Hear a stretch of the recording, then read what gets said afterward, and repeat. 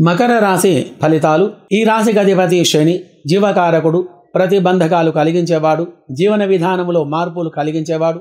శని అనుకూలంగా లేకపోతే వ్యవహారములో వ్యాపారములో నష్టాలు కలిగిస్తాడు, అపవాదులు ఆటంకాలు కలహాలు కలిగిస్తాడు.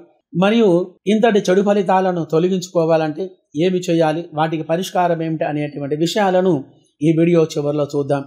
కావున ఈ రాశి వారికి గ్రహచార గోచార విషయంలో వీరికి శని మరియు రాహు యొక్క గ్రహ దృష్టి వలన అనుకూలమైనటువంటి ఫలితాలు లేక కొద్దిగా ఇబ్బందులకు గురి కావలసి వస్తుంది.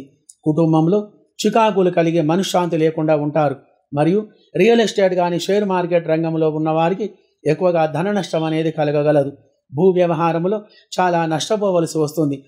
వ్యవసాయ పాడి పరిశ్రమదారులకు కొద్దిగా గ్రహస్థితి అనుకూలంగా లేదు. ఎలక్ట్రికల్ కంప్యూటర్ రంగంలో మంచి ఫలితాలు లేక ఆ యొక్క రంగంలో నష్టం అనేది వాటిల్లగలదు.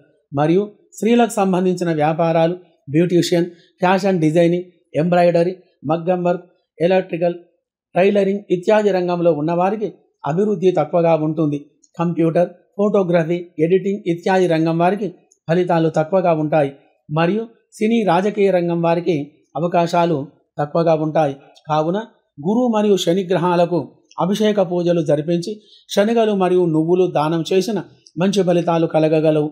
మరియు విదేశాలలో నివసిస్తున్న వారికి అనగా France, America, Indonesia, Australia, Dubai, Malaysia ఇత్యాది నగరాలలో నివసించే వారికి గ్రహచార స్థితి అనుకూలంగా లేవు కావున, శని మరియు రాహుగ్రహాలు అనుకూలంగా లేవు కావున ఈ యొక్క గ్రహాలకు పూజలు జరిపించి నువ్వులు మినుములు దానం చేయడం వలన మంచి ఫలితాలు కలిగి ఉంటారు.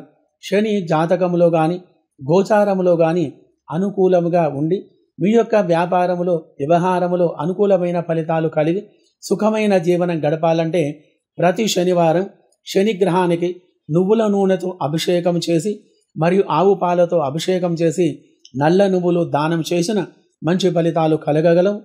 శుభం భూయాత్.